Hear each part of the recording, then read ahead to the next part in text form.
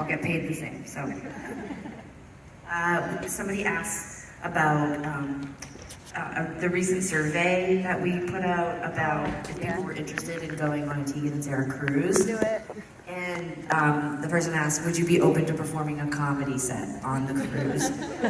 I definitely think if we end up doing the cruise, we will think of engaging ways to perform, because I think you have to perform like every day, and I don't think we'll just play like one set. We'll definitely do like a talk. Yeah.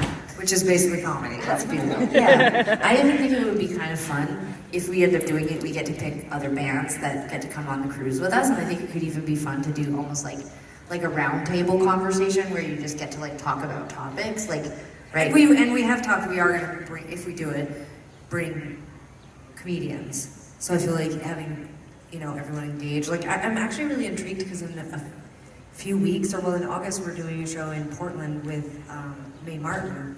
And I'm super excited to see what they do, because I know they do some music and comedy mixed. Like, I'm not sure. We just were like, do you want to do the show with us? And then didn't even ask them what they're going to do. So I'm really intrigued to see. But that's someone I could see like bringing on the tour and collaborating with. Yeah, it could be really fun. And I think if we go on the cruise, I'd like to be able to bring my family. And so I have this funny vision of doing almost like kid performer. Maybe like a Fred Penner type. Yeah, like inviting people to like. There's gonna be the people. I mean, God, we're just getting so old that it just feels like maybe that's like really the way to go, is really lean into like people are like, I'm too tired to come to your show. Last night, all of our friends from high school came to the show, and we all have kids now, and it's like everybody's like, I'm tired. Well, not all of us. Yeah, I don't. No, the people with kids were like, we have a babysitter, we're tired, and I was like, maybe we need to like just have like an opening set for children and then just play early. Like, it feels like it could be. I think it could be cool to have Afternoon shows. Yeah, like having a performer that's aimed at the families who brought kids with them. And then babysitting services. Like Blippi? For the kids. It's like we're basically brainstorming the cruise with you guys right now. This is actually a working group, and we're just brainstorming. We really want to do it. Like, we actually didn't come up with the survey. It's the company that puts them on, that created the survey. Now they're synthesizing the information, and then based on interest, we'll see. It's like we can only go on the cruise if enough people want to go.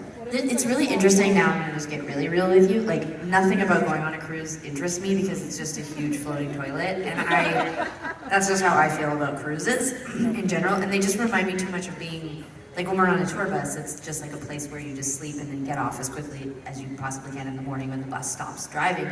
It's just like, I like freedom, and being on a cruise, it's sort of like makes me feel trapped. And I think I need like a lot. I think that's why those cruises, they need a lot of distractions, is because you just all of a sudden you might realize like, yeah, there's a pool, yeah, there's 42 restaurants, but we're all trapped on here. Like, it just scares me. So anyway, we'll see what happens. But Can't wait to do it. Hashtag 2025. Okay, excuse me for the bad language. The next question is fuck, marry, kill, which is guitar, piano, or microphone and microphone. Just say F because it isn't public. Okay, F. Okay, I'm gonna work backwards. Take kill, guitar. Marry, piano. F, microphone. Wow. Sure, same. Why? Well, I guess, isn't it pretty straightforward? Like, I really love the sound of my own voice and making music, so I would definitely, I could get down with the microphone. And then guitar, I don't know, it's exhausting. And then piano, that's where I do a lot of my composition work, so I just, it's gonna be with me forever. Mary. Okay. I'm sorry. Are we keeping it up? I thought you just said you're not exhausted, and you just literally yawned into the microphone. No, I know. And I'm a little tired today because we did get up at 4 a.m. to cross the border, but it was pretty fun. Same. Okay. Yeah, I feel like these questions are all from the same person. The next question is, have you gotten a lot of surveys back, and do you actually read them all? Yes, I read them all. I watched it in real time after we posted it. I watched it in real time as people filled it out. It was really fun.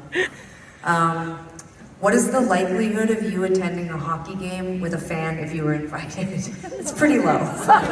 It's pretty low, if we're being honest. But that doesn't mean that if we saw you at the hockey game, we wouldn't be very pleased to chat with you and take a photo and admire the fact that we like the same things. But yeah, we aren't like in the habit of like blind dates to hockey games in general. Who did that? No, That I do like hockey a lot. could go sideways. Are there any artists that you maybe didn't get growing up that you feel more connected to now? And has your music taste as a listener changed as your own music does? This is a great question because I actually did an interview today about Indigo Girls.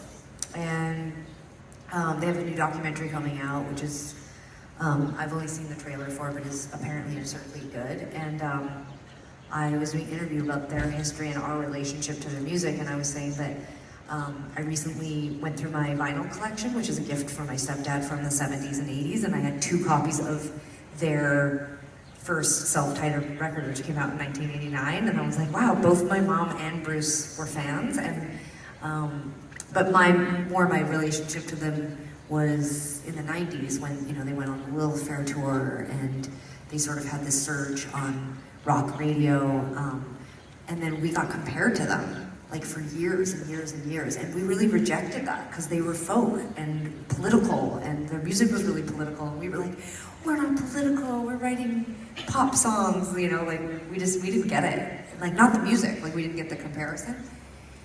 But every year that goes by, I just love them more and I get it more, and I admit it's probably generational. It's like when you're young, you think you're the first, and then as you get older, you realize there's so many amazing people that came before you, and I just find them so charming. And like during COVID, their Facebook Live concerts were so charming, and I think their new record is so great. I watched them on Tiny Desk, like on NPR this morning, and just like, yeah, I just think they're so amazing. So my relationship to them has changed over 30 years. Like it started as like my parents liked them, and then it was like they were a cultural thing. Then they were something we were compared to all the time. And now I'm like, can't wait to see the Barbie movie because Closer to Fine is in the movie. Like that's like the trajectory for me. So yeah, my music. Sorry, what was it? Closer to Fine's in the Barbie movie? Yes. I missed that somehow. Yeah. It's gonna be cool. That is cool. Yeah.